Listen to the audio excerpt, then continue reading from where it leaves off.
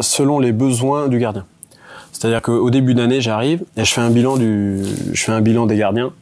Je filme une séance et dans la séance, je mets des exercices plus sur l'aspect technique pur pour faire un point, voir quels sont leurs bilan technique au début de saison. Et en fonction de ça, moi, tout au long de l'année, je sais que tel gardien il va avoir ça à travailler, que tel gardien il va avoir ça. Et donc, notamment ces séances de l'après-midi peuvent me servir à rééquilibrer un peu tout ça. Mais après, dans ma construction, je fais en sorte aussi de mettre des exercices où chacun, s'il y en a un qui a un problème sur l'effacement et l'autre qui a un problème sur un jeu aérien, je vais essayer de mixer pour que lui il puisse travailler son effacement et dans le même temps, l'autre il va aller faire un jeu aérien, il va y travailler. Profite aux deux. Voilà.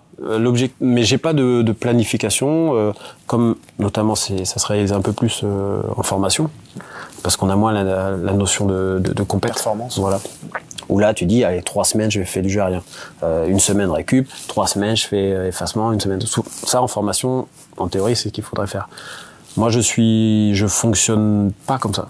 Je fonctionne vraiment sur la préparation pour le match, mais dans la semaine, par rapport aux objectifs qu'on a fixés personnels, parce que ce sont des objectifs que je fixe aussi avec les gardiens de but.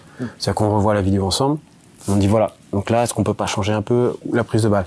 Est-ce qu'on peut pas faire évoluer ton intervention latérale? Et en fonction de ça, tac, on met les exercices, et puis après, c'est les corrections. Donc à chaque fois qu'il passe, à lui, je vais insister plus sur une correction, quand le deuxième, je vais insister sur une autre correction, et quand le troisième, je vais insister sur une autre correction. Et donc l'objectif, c'est qu'ils y retrouvent tous un intérêt personnel, dans le spécifique gardien de but. Et ensuite, à l'intérieur du jeu, pareil, ils ont chacun leurs objectifs, en fonction de leur jeu au pied. Un qui doit jouer un peu plus haut, un qui doit jouer la défense, voilà. leadership. Voilà.